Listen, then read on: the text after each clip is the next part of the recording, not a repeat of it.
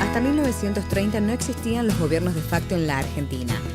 Ese año las Fuerzas Armadas derrocaron al presidente Irigoyen y tomaron el poder por la fuerza.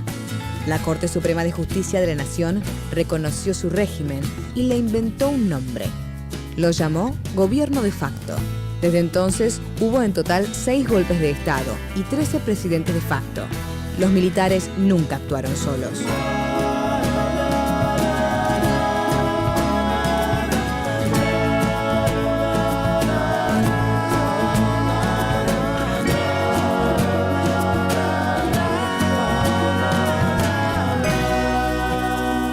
Esta serie cuenta la historia de esos hombres y de las corporaciones que los sostuvieron.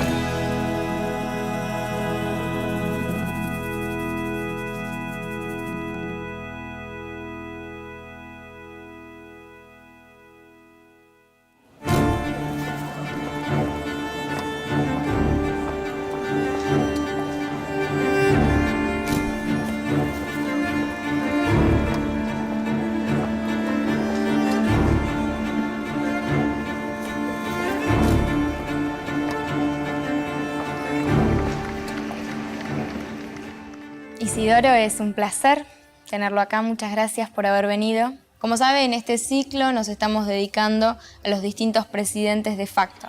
En este caso nos convoca Marcelo Levingston, el segundo de los presidentes que va a venir luego del golpe de 1966. Así que bueno, por esta figura en particular le quiero preguntar. Bueno, Roberto Marcelo Levingston es ese nombre, que es un puntano, que al principio fue un oficial de caballería, especialmente de tanques, es decir, caballería mecanizada, pero su deleite principal fue la inteligencia. Fue varias veces miembro de diversos estados mayores, hasta que es como ya con el grado de coronel, en titular del Servicio de Información del Ejército, famoso en aquella época y famoso más tarde porque dirigía el batallón 601 durante la dictadura terrorista del 76 en adelante. Él fue un obsesionado con el comunismo y por supuesto ya para la época también con las organizaciones armadas que empezaban a aparecer después del Cordobazo. Él decía, por ejemplo, que había que vigilar a los médicos comunistas en su consultorio porque era un lugar de adoctrinamiento. Una tontería, pero era una buena manera de perseguir y muchos médicos fueron cesanteados por sus opiniones políticas. Bueno, Roberto Marcelo Levingston tenía una relación especial con Estados Unidos. Había participado en cursos de adoctrinamiento y fue agregado militar de la dictadura de Onganía en Washington y representante del ejército argentino en la Junta Interamericana de Defensa. Poco antes de su caída, el general Juan Carlos Onganía, que también un general de caballería, había dicho que tenía un propósito quedarse 20, 30 años en una famosa reunión donde hacía cuadritos en una pizarra que alarmó a los mandos. ¿Y Lanusse qué pensaba de esa propuesta? La intención del ejército, sobre todo de un grupo, digamos, que rodeaba al general Lanusse, era que fuera el presidente, pero ni la Armada ni la Fuerza Aérea, es decir, Niavi, jefe de la Marina y rey de los aviadores, estaban conformes con ello, porque bueno, había una presión especialmente en la Marina, que había un fuerte grupo que encabezaba Macera, entonces un joven capitán de navío, contrario a Lanusse. Él cuenta en algún lugar que estaba en una fiesta en Washington cuando lo llama el general Lanusse, que le pregunta si estaba dispuesto a pasar al retiro por un cargo que se le iba a ofrecer. Y él dijo, no quiero dejar, terminar mi carrera como general de división. Tal vez pensaba que podía dirigir el ejército también. Y le dijo, no es eso, el puesto que te brindamos es el de presidente de la República. Y vas a estar con la autoridad por sobre nosotros. Y ahí le encantó. Y ahí ya le gustó. De todas maneras pidió unas horas hasta el otro día y respondió que sí. Bueno, era un desconocido para la opinión pública. La masa de oficiales no sabía nada de él. Es la primera vez que un presidente, ya de facto, llega y los diarios tuvieron que ir al ejército y pedir una foto de Livingston porque nadie conocía el rostro de él. Así que si se va a los diarios de la época se puede ver que todos publican una foto casi de carné que da el ejército con el currículum de él.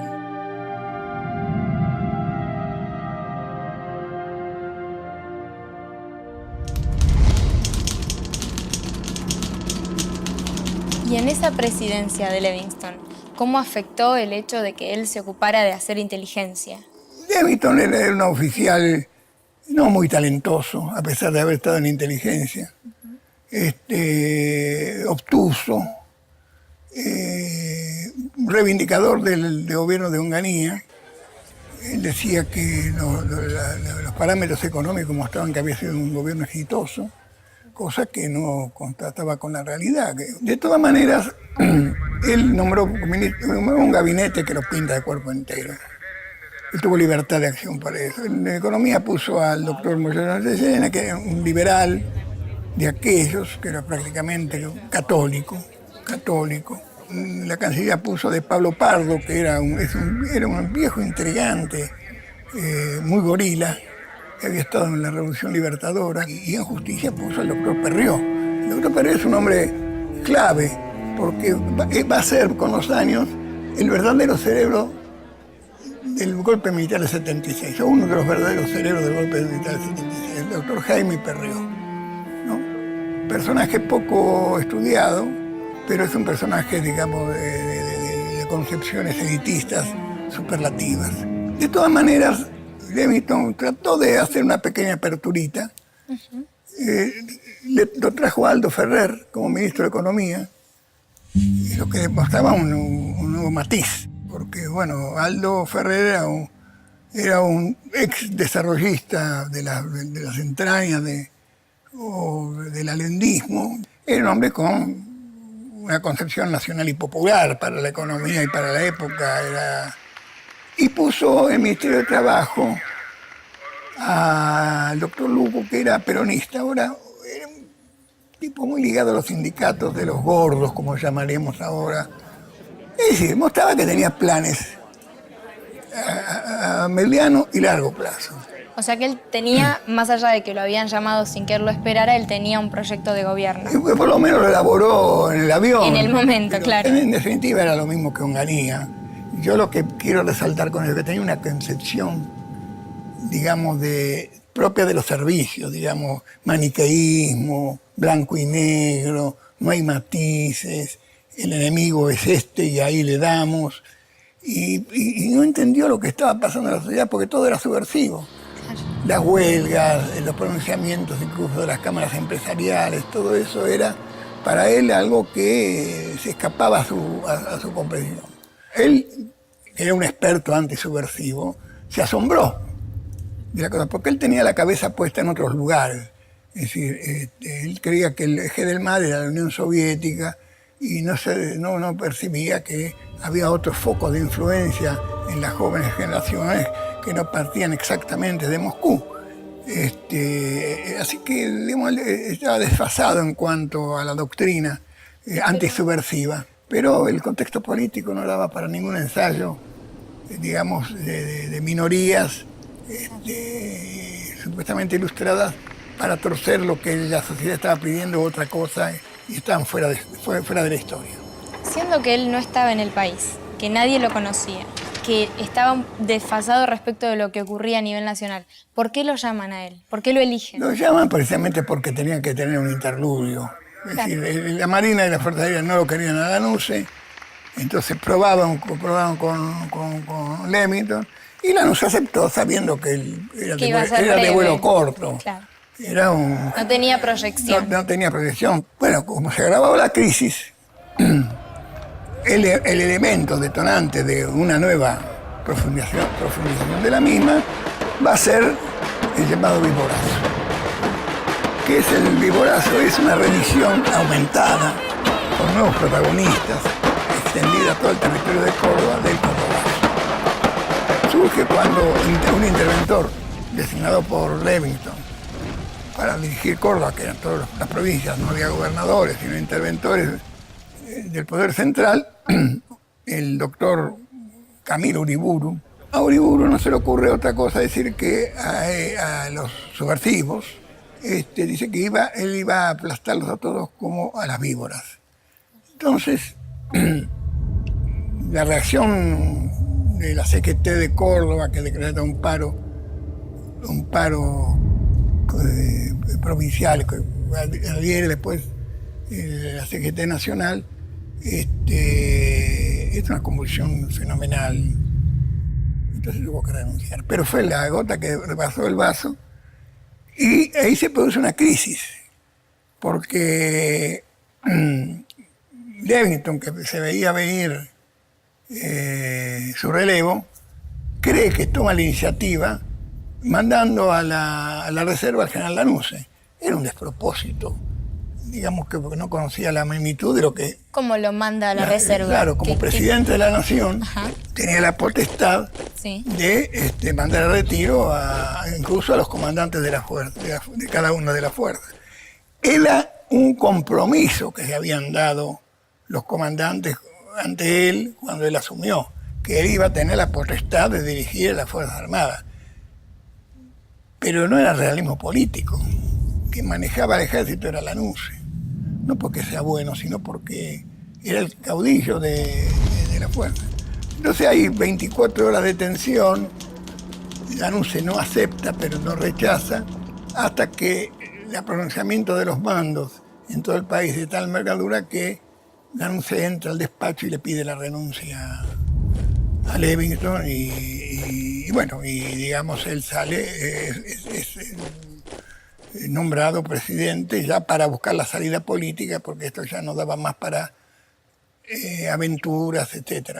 Claro está que Lanuse intentó su propia salida política, intentó superarlo a Perón, mejor dicho, más que superarlo, pasarlo, jugarlo, engañarlo.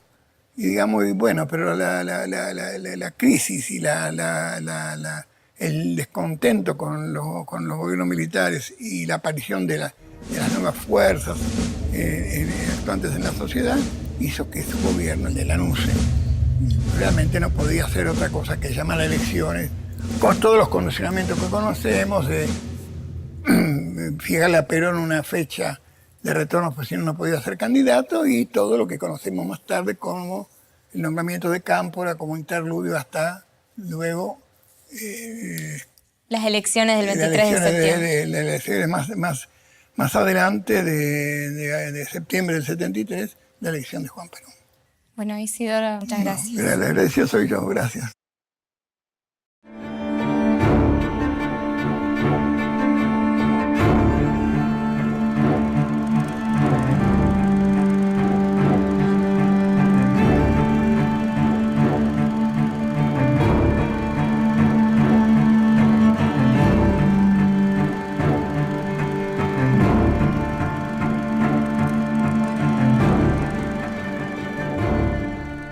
Jorge, es un placer tenerte acá. Queremos empezar por preguntarte por el golpe del 66 para poder entender el contexto en el cual va a estar la presidencia de la NUCE, que es la que hoy nos convoca, que va a ser el tercero en venir luego de este golpe. Así que si querés empezar por ahí. Muy bien, el golpe del 66 fue la reanudación en otro contexto de la llamada Revolución Libertadora, un golpe que se había dado en el 55 para el derrocamiento de Perón y que no había avanzado hasta el fondo en la tarea de desperonización del país que se proponían los golpistas antidemocráticos. Ocurre el golpe del 66, va a venir el gobierno de Onganía, luego Livingston y llegamos a la NUCE, que es el presidente de facto que nos convoca. Lo primero que te quiero preguntar es, ¿qué podemos decir de él como persona? ¿Cómo inicia su formación? ¿Qué ideología tenía para poder entender luego la acción que va a tener en su gobierno? Uno puede examinar a la NUCE como uno de los pocos militares de altos mandos que estaba o que era parte de las capas altas de la Argentina. Incluso su familia tuvo, hasta esos unos pocos años después de su gobierno, una casa consignataria de ganado que estaba en el centro de Buenos Aires, en la City, la NUCE y compañía.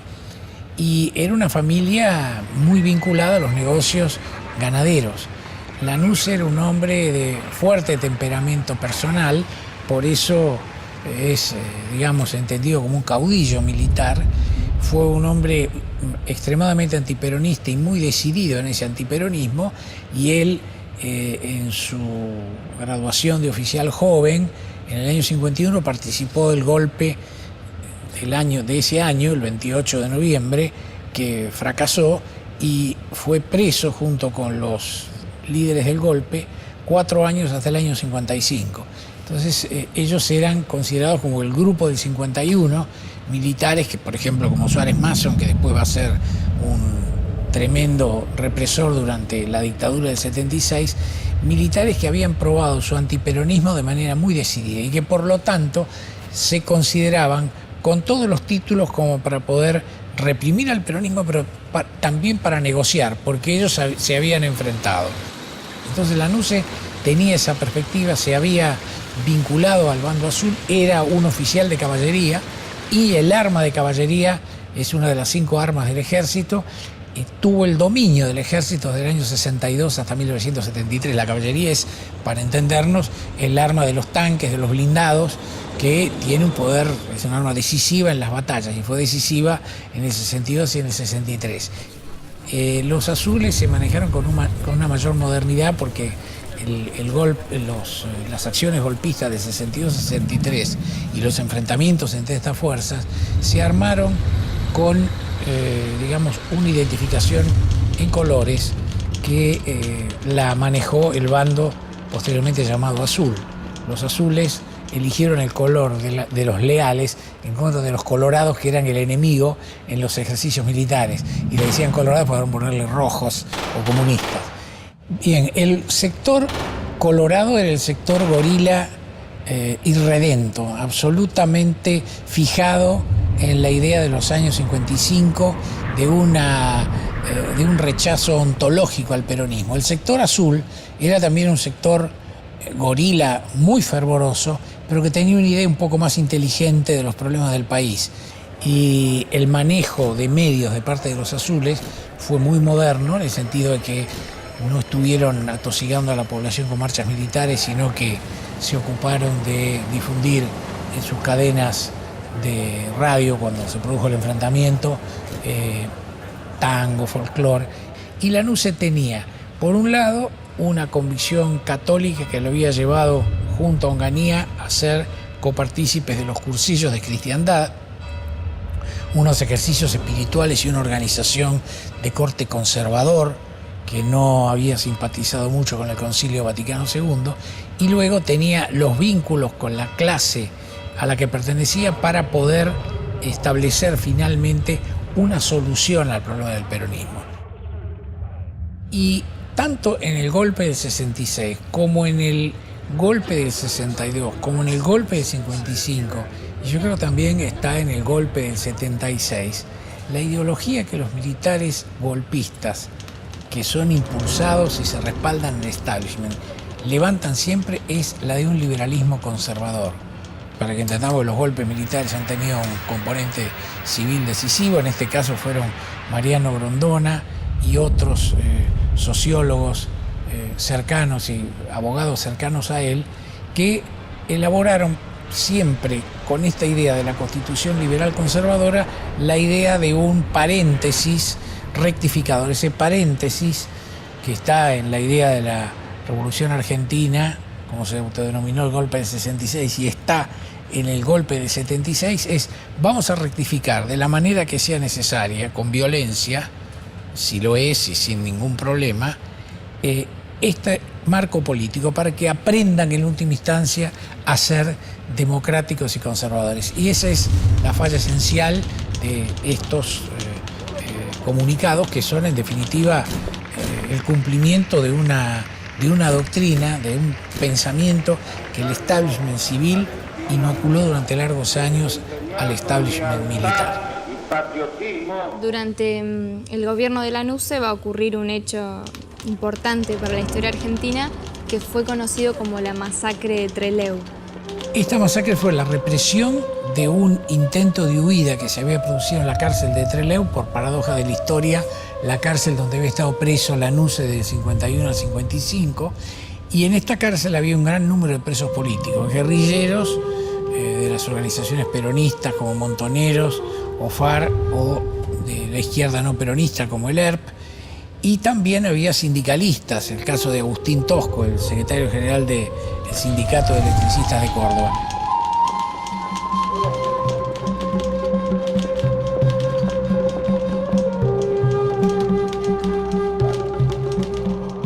La fuga que se produce en agosto del 72 lleva a un pequeño grupo a poder tomar un avión en el aeropuerto de Trelew y dirigirse a Chile. Son los máximos jefes de las organizaciones guerrilleras. En cambio, la gran mayoría de los que pensaban partir con ellos, militantes de las organizaciones guerrilleras revolucionarias, se quedan en la cárcel. A los 2 días, algunos de los que habían sido detenidos en la fuga y que eran militantes de las organizaciones guerrilleras mencionadas son fusilados en un falso intento de fuga, y esa masacre en la que mueren hombres y mujeres, militantes peronistas e izquierda, provoca una muy fuerte reacción en el espacio público, porque se entiende como un acto represivo deliberado de prisioneros rendidos y es fuertemente repudiado por el país.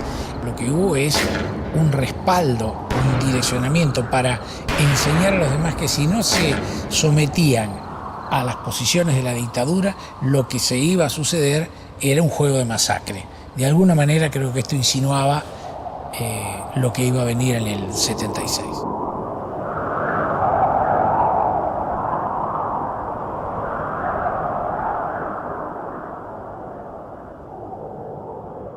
Lo que queda definido claramente es que la mayoría del movimiento popular entiende que lo que hay que hacer es trabajar y luchar por las elecciones, es luchar por el regreso de Perón y porque él pueda ser candidato a presidente, y que no hay confianza ya en unas Fuerzas Armadas que han reprimido al pueblo, que han ocupado el poder en muchísimas ocasiones y que además pretenden hacer las elecciones con la exclusión de Perón. Llegan las elecciones y ahí viene la fórmula que quedó para la historia, que será Cámpora al gobierno, Perón al poder. Esto tenía que ver con una cláusula que hacía que Perón no pudiera presentarse él mismo como candidato. ¿Cómo fue ese proceso eleccionario?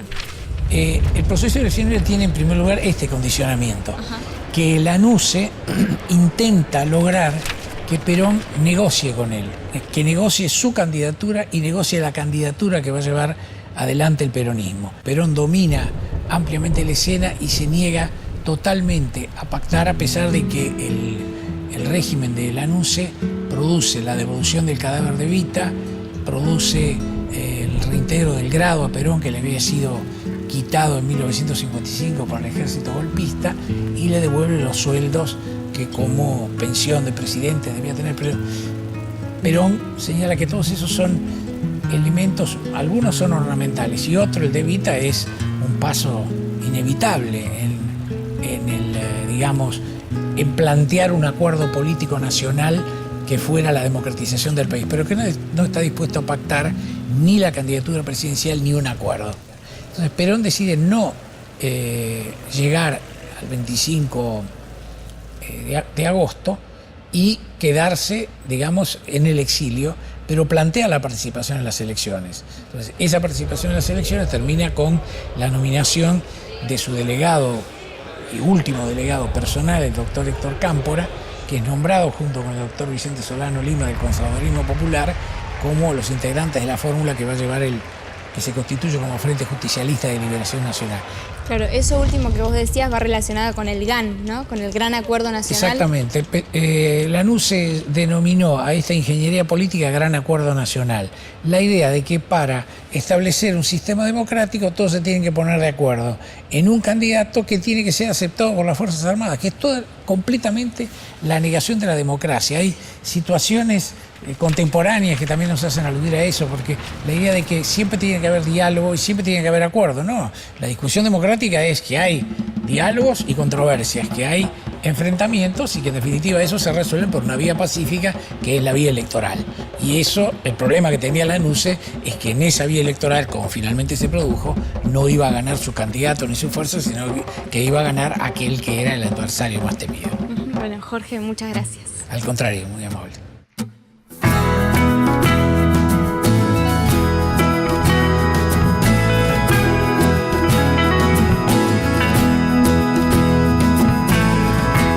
No queda mucho que decir, más queda mucho por hacer en esta casa nuestra. Primero dejar de matar, segundo dejar de mentir, y por algo se empieza. Y el viento del sur nos hará temblar, y las ventanas del frente se abrirán, y la ciudad será un poco nuestra. Y las ventanas del frente se abrirán, y la ciudad será un poco nuestra. El cielo nos verá baldear, el patio y las plantas regar.